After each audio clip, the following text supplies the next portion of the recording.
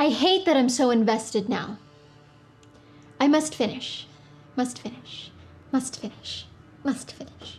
Must finish. Hello everyone and welcome back to I Yell in an Empty Room About the GrishaVerse. Welcome back to the Neverland Book Club. Today we are talking about the Shadow and Bone Trilogy. Finally, I know. I've been mentioning this for almost 2 months now, and I am just as annoyed as you are with all the hype. As I assume you already know, the new series is scheduled to premiere on Netflix next week, and I am just as ready as I can be, really. I had such high hopes. High hopes about the trilogy, and don't get me wrong, it surpassed my expectations in some aspects, but then in others it just fell so short for me. Now, before I turn into a Vulcra myself, I'd like to invite you to subscribe if you're not already. I'm happy to say our little book club is slowly growing, and I'd love to see more of you join my crowish crew. I'm also doing a giveaway, so be sure to stay to the end of the video. And before we begin, consider yourself warned. Spoilers lay ahead. Nasty little things. All right, let's dive in, shall we? First, Shadow and Bone. This one. We're thrown into the fantastical land of Ravka, a country bordered by the Fold, the Unsea, a place riddled with darkness and hellish winged demons lying within its shadows, waiting for anyone to pass through for their own fodder. Written by Leah Bardugo in the first-person perspective of our protagonist, Alina, an ordinary orphan girl who describes herself as weak, unfit, and not so attractive, ends up literally having sunlight within her. Don't worry, the cliches get better. She's accompanied by another orphan boy, Mal, who is all suave, all charm, and all muscle. A real ladies' man with his sharp eyes and smooth wit. When all is lost, when they both venture out into the fold as members of a First Army regiment, Alina's powers are finally revealed as her light breaks through the darkness, leaving a trail of warmth and safety in the wake of seeing her comrades and mentor being ripped to shreds. Why did she never break out into light before this very moment? Who knows? The creatures of the Shadowfold, the Vulcra, cannot penetrate the light that is exploding from her chest. This display of sainthood brings the sailors to believe her to be a Grisha, a member of the gifted souls in this world with unnatural abilities to bend elements, winds, even moods and heart rates, at their will. In some areas of the world, Grisha are rounded up, enslaved, killed even, but here in Ravka, Grisha are treated in a much higher regard, celebrated even. And so her new light is brought to the palace, where she meets the Darkling, a member of the royal court and the only Grisha known to summon shadow and darkness. Her equal, or her opposite.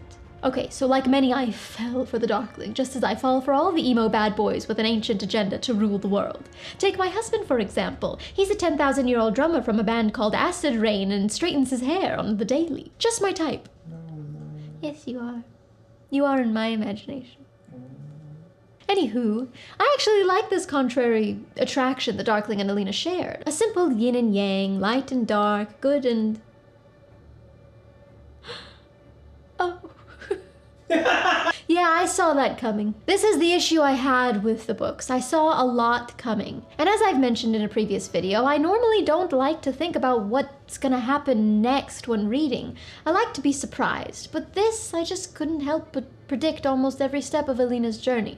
Her generic training into discovering and controlling her power felt like every Rocky montage I've seen before, and although it introduced a slew of memorable and beloved characters, the plot behind her training never seemed very clear. When she learns the truth about the Darkling's intentions to control her power and use it for his own ruling gain, she flees.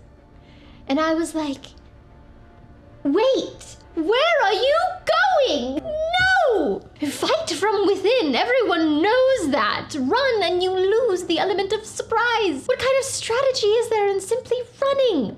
But no, she runs. And I found myself closing the book in frustration, having to step away and calm myself. It's not your story, Nadia. It's already happened. You're just witnessing it unfold. A lot of people love these books. Just don't give up just yet. Just keep going. There's even a character named Nadia who... she kind of sucks in the first book, but hey, look, you're almost in the story, sort of. And then, the ending.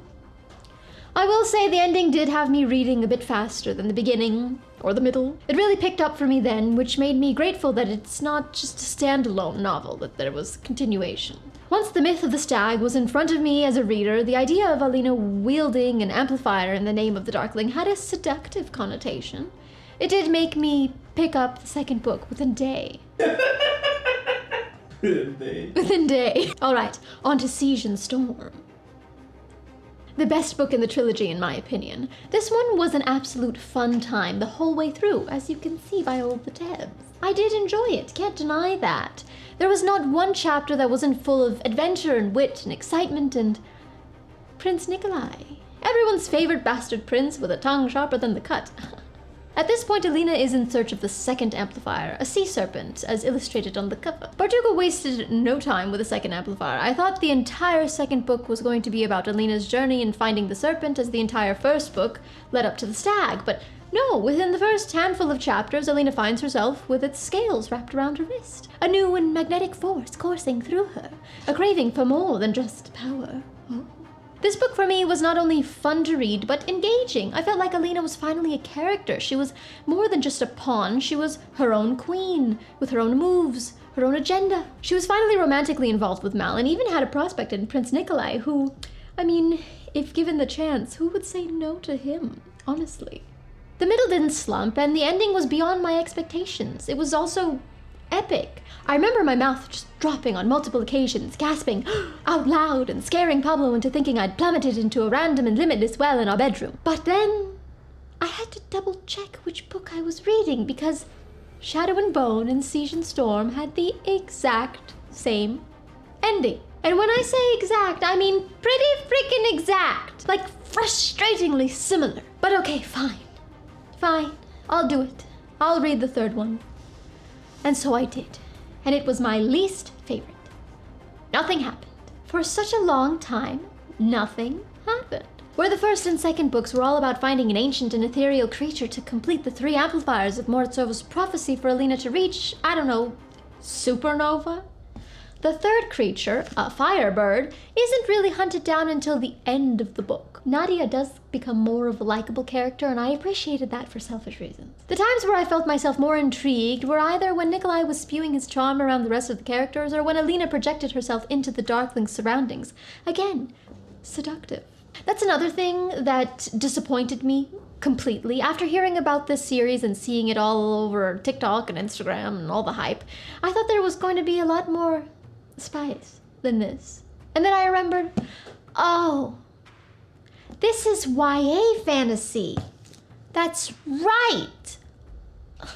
Yeah. Okay, so if you've made it this far and you know what's coming next, please let me know in the comments if you were surprised or disappointed, because I'd really like to know. When they finally find the Firebird and Alina is flung off the side of a cliff and Mal grabs her bare wrist and they figure out that he is the third amplifier, I was so disappointed. So disappointed. I'm sorry. I'm not sorry. It's just, you advertise a trilogy, a holy trinity, 3 ancient and powerful beings that must be killed to absorb their powers. I get that. That's good. Fulfilling ancient prophecies for the good of a nation in the midst of a war, the weight of it all landing on the shoulders of one teenage girl against an ancient dark being. Yes, I'm all for it. But this is already a fantasy world where people basically have bending abilities, and that's enough suspension of disbelief for one story alone. But then to slap this at the end?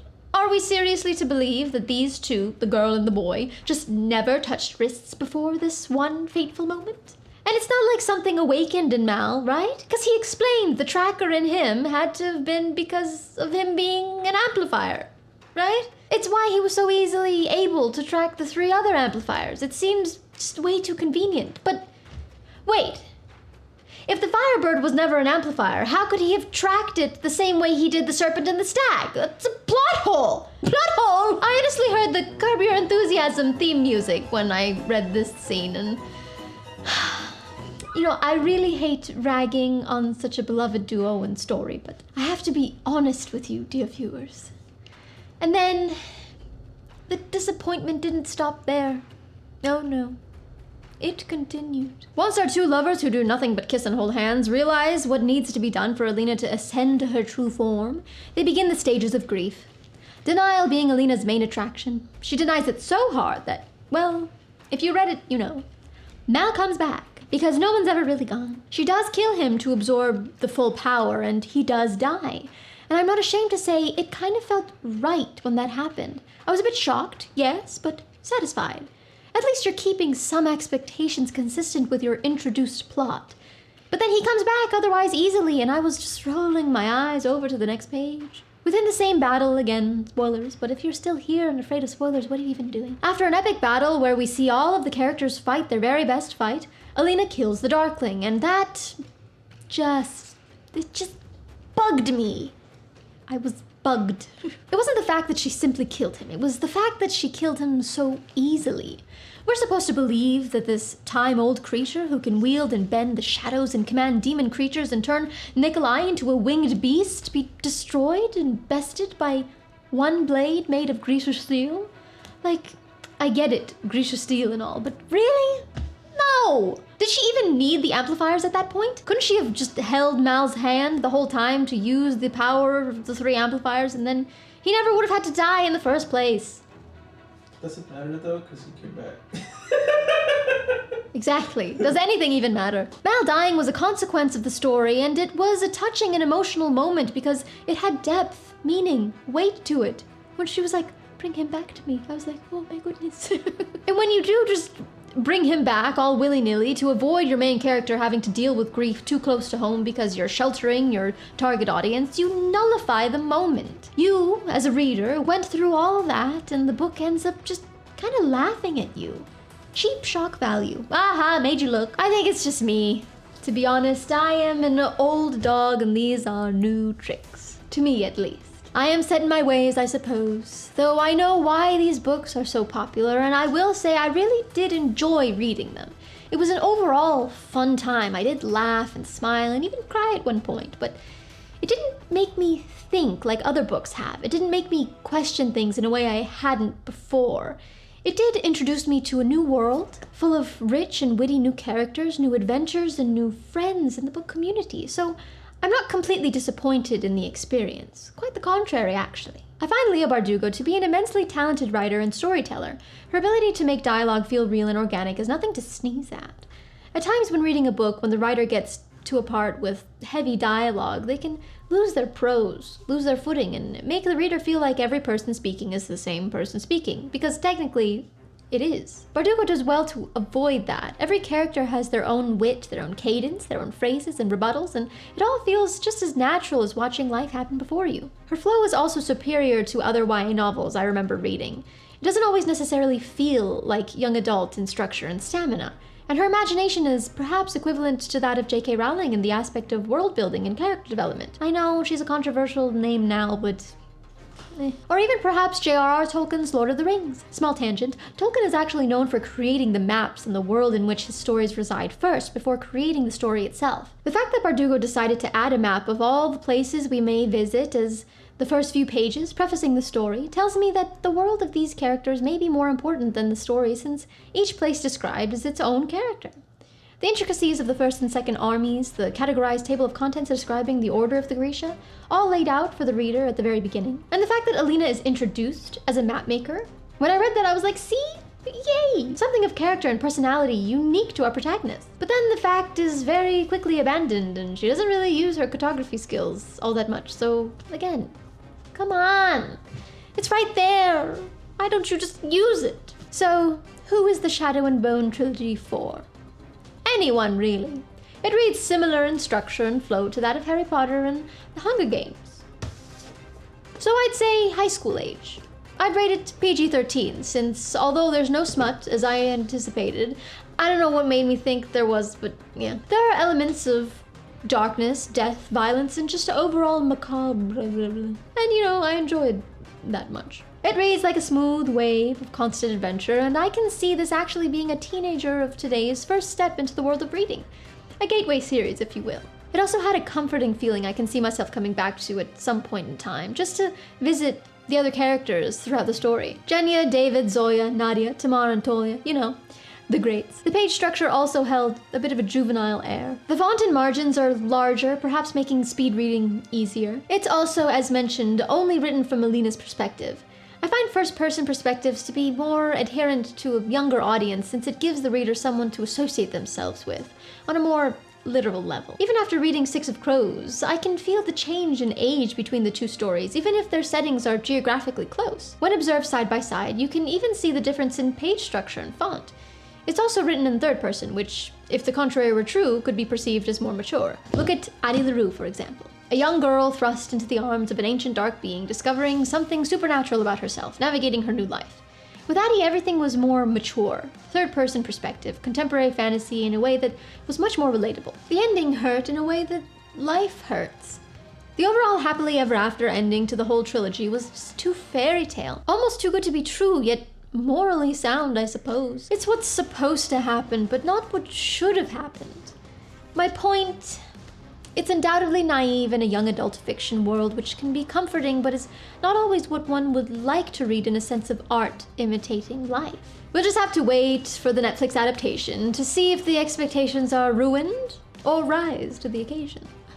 Did I blink or did I wink? It wouldn't be the first time an adaptation of a fantasy world elevates the characters. As for the characters from Six of Crows and Crooked Kingdom that are also said to make an appearance in the show, I am quite excited about that bit. I'm still in the middle of Crooked Kingdom, but will hopefully be done by the time the show premieres. As mentioned, I appreciated the differences in Six of Crows. It's a completely different, independent story, and the plot is a stark difference to that of Alina and Mal's, so I'm excited to see what Bardugo has brewing in the pages before me. I have no idea if the two stories will remain independent or intermingle in the show, so I can't wait to watch. Stay tuned to see me rant again, probably. As aforementioned, I'll be doing a giveaway this week. You may remember from my March TBR video that I intentionally bought 2 copies of the entire Shadow and Bone series, the standalone books, and, oh my god, where'd it go? A box set. Since the box set didn't arrive at my door as instantly as I had hoped, I began reading the individual books and continued to tab and mark them as I do. So I'll be giving away the box set of the trilogy, unopened. Still has the plastic on it. All you have to do is live in the United States. International people, you are most welcome to join. I just can't really send it internationally. I'm very sorry. Subscribe to this channel, comment down below why you think you should win, and follow the link in the description to join our newsletter. I promise there's no spams, just to check in once in a while to see what we're up to here at the Neverland Book Club. Easy peasy. Deadline is April 30th, so you have plenty of time. Well, that's all I have for you guys today. Thank you so much for watching. Make sure to like this video if you liked it, and comment down below if you loved every page of the trilogy or if you had your issues with it, as I did. Also comment what kind of Grisha you think you'd be. I'd probably be a healer, since that correlates more towards my real-life profession already. Is there one broken here? I'd be an angry Grisha. Today's shout-out goes to Chelsea Thomas. Thank you so much for your support here on YouTube as well as on Instagram. I do enjoy our interactions on both platforms and look forward to hearing more from you in the future. As always, don't forget to subscribe, join our little book club community, and I'll see you next time. Stay lost, keep reading, and remember, like calls to like. Goodbye. Oh! Kenya David Kenya Nadia Tamar and Talia. Kenya Talia Nadia Soya. Oh my god. Keep doing me wrong.